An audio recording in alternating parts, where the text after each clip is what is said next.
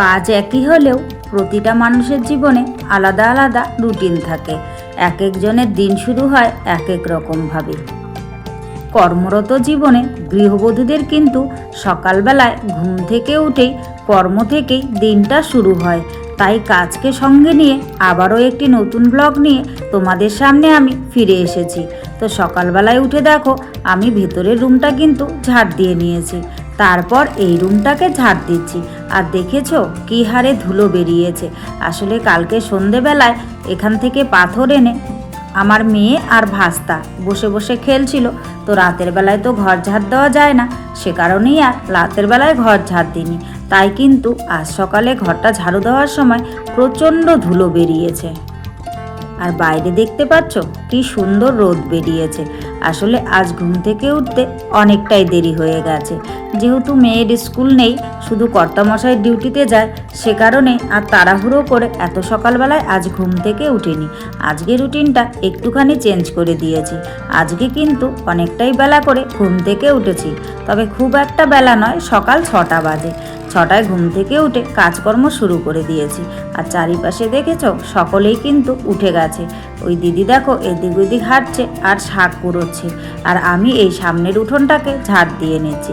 বললাম না বাচ্চা কাচ্চারা খেলেছে কাল বিকেলবেলায়, দেখো কত হারে কাগজ ছিঁড়ে এখানে ফেলেছে। আর দেখেছো আজকে ঝাড়ু দিচ্ছি কত নোংরা বেরোচ্ছে। আসলে বিকেলের দিকটায় আমি সাধারণত ঝাড়ু দিই না, সকালের দিকটাতে দিই, সে কারণেই কিন্তু এই নোংরাগুলো সব জমেছিল। আর এই নোংরাগুলোকে এখন ঝাড় দিয়ে নিয়ে নিচ্ছি। আর ঝাড় দেওয়ার পর জায়গাটা দেখো কতটা পরিষ্কার দেখাচ্ছে, দেখেছো? যাই হোক, শুভ সকাল আমার প্রিয় বন্ধুরা, সকলে কেমন আছো? আশা করছি যে যেখান থেকে আমার এই ভিডিওটি দেখছো সকলে ভালো আছো, সুস্থ আছো। আর আমরাও খুব ভালো আছি। অরুণাচল প্রদেশের এই ছোট্ট গ্রাম থেকে আমি মামনির সংসারে আরও একটি নতুন ব্লগে তোমাদের সবাইকে স্বাগত জানিয়ে তোমাদের সবাইকে সাথে নিয়ে আজকের ব্লগটি শুরু করে দিয়েছি। আমি আশা করছি আজকের ব্লগটিও তোমাদের খুব ভালো লাগবে। এখন বেলা বাজে সকাল 6টা, আর এখন থেকেই আমি দিনটা শুরু করে দিয়েছি। যারা নতুন এসেছো আমার ভিডিওটা যদি ভালো লাগে প্লিজ একটি লাইক করে চ্যানেলটি সাবস্ক্রাইব করে আমার পাশে থেকো। আর যারা আগের থেকেই আমার পাশে আছো তাদেরকে আমার অসংখ্য ধন্যবাদ। তো চা করে নিয়েছি। আজকে আর মেয়েকে আলাদা কোনো টিফিন দিইনি। আজকে সকালবেলাতে চা করেছি, মেয়েও কয়েকদিন থেকে বায়না ধরছিল চা খাবে, তাই বাটিতে করে ওকে একটু চা দিয়ে দিয়েছি আর ওর বিস্কিটটা দিয়ে দিয়েছি।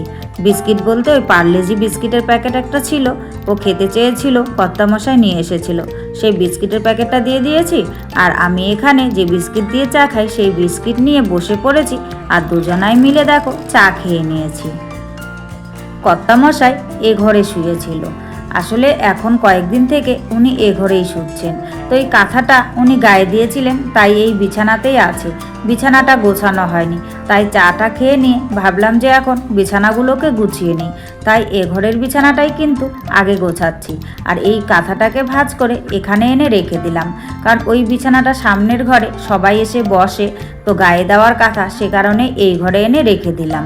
আর মেয়ে বলছে ওর মামির ঘরে খেলতে যাবে, তো আমি বললাম ঠিক আছে যাও। আর হাতে দেখো বিস্কিটের ইয়েটা নিয়ে নিয়েছে, ওটা দিয়ে নাকি খেলনা বানাবে।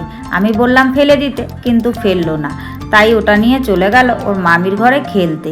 আর এদিকে আমি বিছানাটাকে গুছিয়ে নিচ্ছি ভেতরের ঘরে। তো এ ঘরে তো মশারি ছাড়া শোয়া যায় না, প্রচুর মশা, মশারিটা প্রতিদিনই টানাই। মশারিটাকে তুলে নিলাম। আর আজকে যেহেতু মা মেয়েতে শুয়েছি, বিছানাটা আর তেমন একটা অগোছালো হয়নি, তো বিছানাটাকে তারপর আমি ঝাড়ু দিয়ে সুন্দর করে রেখে দিলাম। এবার কয়েকটা কাচাকুচির আছে, মেয়ের স্কুল ড্রেস দুদিন থেকে আর কাচা হচ্ছে না, তো ভাবলাম আজকে এগুলোকে কেচে দেব। তাই কোথায় কোথায় আছে এগুলোকে সব একখানে জড়ো করে এই চেয়ারটার উপরে রেখে দিলাম। তারপর সকালের খাবার বানাতে চলে এসেছি। আজ সকলেই বলছে ভাত খাবে না, তো আটা আছে, তাই কিন্তু রুটি বানাবো। আর দেখো এখানে নিরামিষ তরকারি করে নিয়েছি রুটি খাওয়ার জন্য, সয়াবিন আর আলু দিয়ে মাখা মাখা করে সবজি। খালি রুটি কেউই খেতে পারে না, সে কারণেই কিন্তু এখানে সবজি বানিয়ে নিয়েছি। সবজি বানানোর সময় সবজি বানাতে বানাতে কিন্তু আমি আটাটাকে মেখে সুন্দর করে একটা একটা করে রুটি বেলে রেখেছিলাম থালার মধ্যে। আর এখন একসঙ্গে সব ভাজছি, কারণ এখানে তো এই হিটারে করব, তো ভেজে আর বেলে একসঙ্গে করা যাবে না, সে কারণে আগে সবগুলোকে বেলে নিয়েছি, তারপর কড়াইয়ের মধ্যে সেঁকে নিয়েছি। এখন একটা একটা করে এই ইয়েটাতে দিয়ে ভাজছি। আর প্রতিদিন জানো তো রুটিগুলো বেশ ভালোই হয়, কিন্তু আজকে রুটিগুলো কেন জানি না তেমন একটা ভালো হয়নি। অনেক দিন পর রুটি খাচ্ছি, অনেক দিন থেকে বানানোও হচ্ছে না, সে কারণেই হবে হয়তো। আর এমনিতেও রুটি তেমন একটা ভালো আমি বানাতে পারি না। বাড়িতে থাকতে তো মাই বানাতো, আমি বেলে টেলে দিতাম, ভাজার কাজটা মাই করতো, কারণ মা রুটি ভাজতে বেশ ভালো পারে। তবুও শেষের দিকের কয়েকটা বেশ ভালো ফুলেছে, কিন্তু প্রথম প্রথম যে কয়েকটা ভেজেছি তেমন একটা ফোলেনি, শুধুমাত্র খাওয়ার মতো হয়েছে।